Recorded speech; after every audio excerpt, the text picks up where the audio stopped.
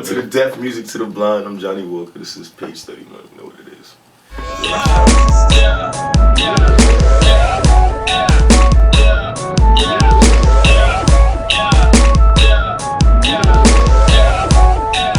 When I started out, I was a kid, so I had aliases. I had like different names: Jay Walker, the sweet talker, mad shit. But it wasn't until I went through that phase of my life where I figured out who I was that I realized the best person for me to promote was myself. So I love my name. People always seem to call me my name regardless of what my tag name is. Like, they find out my tag name, they're like, oh, fuck it, I'm just gonna call you Johnny. So it worked for me. My foundation is my own experiences. You know what I'm saying? Whether I slightly exaggerate them or not, it's my experiences. My core motivation prior to Love Drug was like this lost relationship that I had. That's what Evil Genius was about. And I realized I was addicted to that feeling. But there's a song, there's a poem by Langston Hughes called The Genius Child. And it's about like how somebody that is constantly in their brain and constantly creative is probably one of the hardest people to love, because they're never satisfied with themselves, so they can never properly love somebody else. And at the end of the song, at the end of the poem, he says something like, kill him, let his soul run free, or let his soul run wild, because a person that's so creative is in love with everything. So if he tells you like, yo man, let's say, he tells a woman, he's like, yo, you're like, I love you, you're gorgeous, you're beautiful. He can say that same shit to another woman and mean it just as much as he meant with the first one. But those two women are gonna fucking hate each other, and they're gonna hate him. You can never love somebody that's constantly in love with life. And I thought about that for Love Drug. Well, I read the poem afterwards, but Love Drug, its core motivation is that. It's that, like, I love everything. And so you give me a reason to hate it. I went through the system. Like, I went through college. I thought that I was going to come out, get married, get a job, you know what I'm saying, do the regular shit. But deep down inside, I was, like, kind of dead, because I was like, damn, man, like, this is life. Like, it's plotted out for me. I didn't like college. I didn't like having to work 2 jobs or having to, do all these things to get through it. I mean, college was, slightly easy as far as the work and all of that was concerned. I got out in 4 years. But I still had this rebellion in me where I was like, oh, I hate this fucking being this linear kind of lifestyle. Like, I'd rather my life be full of surprises. So I'm coming out of school and then thinking that I was going to get a job as soon as I got out of school and going to Korea, coming back home.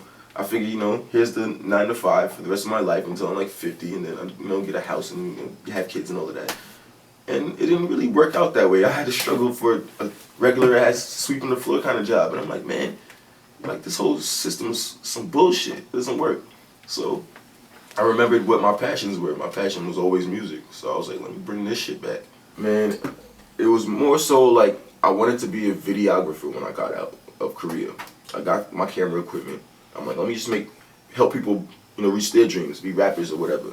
So I'm listening to their lyrics and I don't feel any attachment to it, because I'm like, well, I'm broke.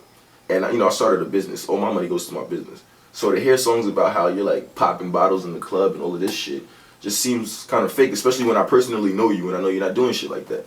So just to kind of like, since I didn't have a job, and to kind of get my mind working, I would work on videos of songs that I made. I made one song, you know what I'm saying? And I'd be like, let me try to work this video and see if I can make something creative. People were like, yo, this fucking video's high, yo, you're nice, you can spit. And I'm like, shit, like I was giving this a back burn, I wasn't really putting this in the front. So, when I started making more and more songs, I realized I had to give my honesty, my truth. Beep, beep, goes alarm clocks. Wake up for the bomb drops. Snooze, now you late, now the time's up. Cake up, before it dries up. Move, why you sleeping on the next man, dummy? Now you fucking hating on the next man's money. Beep, beep, goes alarm clocks. Wake up for the bomb drops. Alarm clocks. Okay, that beat was it was made by Jamal. It was engineered by Jamal. It was mastered by Jamal. He's a fucking genius. But alarm clocks is really like, I was just thinking about a good way to tell people to wake up and stop hating on each other, because I hate. Like even if you do some shit that I don't do, and it's making you money, or if it was your dream, then there's no reason for me to hate on it. You know what I'm saying? Because it's like, that's what you woke up in the morning and wanted to do for your life. Then by all means, succeed at it, because there's things I want to do you might not like, but I'm not going to tell you that you can't do, because I don't want to hear you tell me that I can't do it. So alarm clocks, I was trying to find a creative way to tell people to wake up, and I'm like, well, what wakes people up? Alarm clocks. As I thought about it, and I'm like, what kind of sound does it make? So I'm like, beep, beep, goes alarm clocks. Wake up for the time, whatever the fuck I said. out with my dad. Midsummer called the chick, packed up my bag, slept on my boy's dirty couch in the district. Every day I hustled, drank, and got lifted. Yeah. So what exactly was that point of your life? That was probably the point where the switch clicked on. Like, that's where, the rebellion came. Because I was like, I was here and everybody was like, family shit. And I was like, fuck it, I'm out. I was like in the teenage mind. I'm out of here, fuck this. I don't have to stay here. So I called my girlfriend who lived in the Bronx. I was like, yo, come get me. She drove all the way out here. She was my homie. She drove all the way out here. I jumped in the V. She took me to the bus. The China bus at like 2 in the morning. I hopped on the China bus. And I went to DC with a bag. I didn't know where the fuck I was going. I called some niggas on my way there. I was like, yo, I'm coming to DC, man. He's like, alright, man, you can stay on the couch. So I came to his crib, slept on his couch for the whole summer. The next day, the next day that I got to DC, I got my job. Like, they needed waiters and shit at this. I was like, alright, fuck it, I'll work here. I worked at mad far, like 2 hours away from where he lived. I worked there, man. Sometimes I wouldn't get off until like, 2. So I'm walking down Georgia Avenue. Now, I don't know if any of y'all been to DC when I was in DC. I'm walking down Georgia Avenue at 2 o'clock in the morning. It was like fucking a war zone, son. Like, mad fucking crackheads, mad fucking like thieves and shit. It was crazy. So what I used to do is I took off my shirt. Because I was walking down the street with $120. I'm fucking, I'm selling food. So, of course, all my bread is bread. I'm hiding it in my sock and I'm walking down the street looking crazy, too. Like, stumbling and shit, just so I can survive. You know what I'm saying? And, like, when I would go home, when I would go to his crib, since there was, like, probably, like, 8 niggas living there, I'd go home and it'd be a fucking party. You know what I mean? So I was like, okay, now we're drinking and fucking chilling with chicks. DC was, like, a training ground, man. Like, I've been booed out there. I've been fucking applauded. I've been told, you'll never work with me again.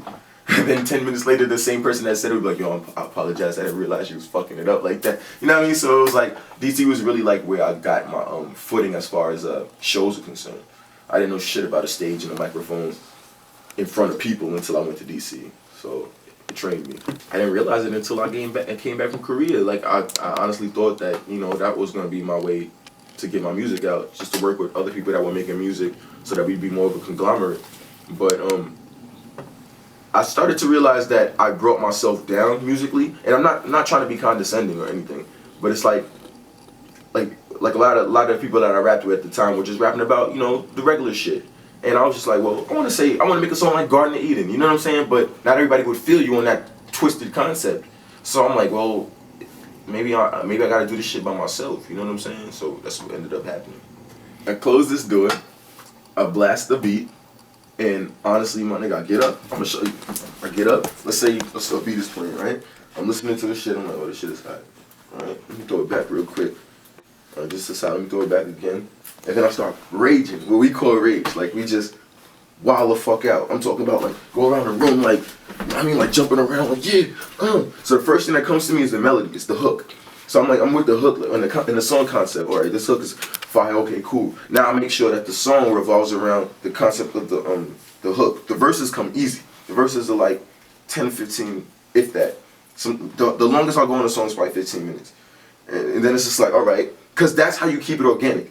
Like, if it's 15 minutes and that's all it took to write it, then I didn't think too hard. I just gave you what I felt, which is what makes good music. It's emotion. It's not, oh, you're gonna really like this shit. I don't think about that. I don't think about people like. I think about whether it's true.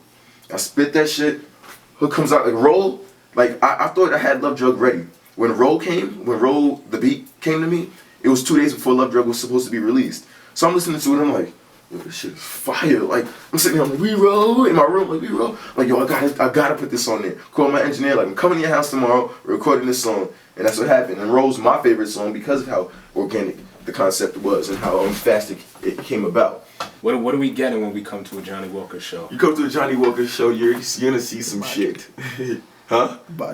Debauchery, right. I say this shit all the time. We orchestrate, Spaghetti Boys orchestrates the debauchery. We don't always become a part of it, we don't always dance, but we'll make sure you do that shit.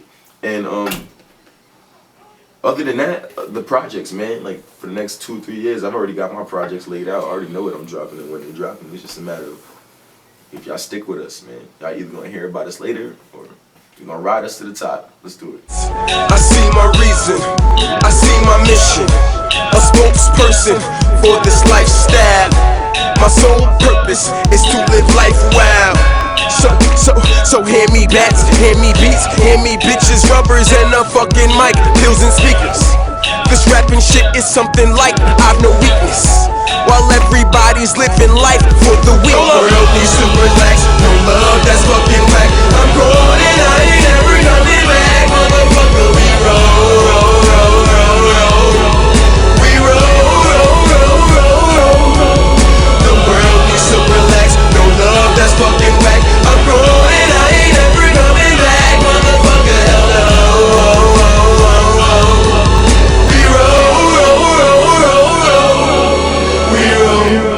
As I travel down this road of destruction, God will claim me in the end. I hope you enjoy how it sounds though, cause this right here, this is life, man.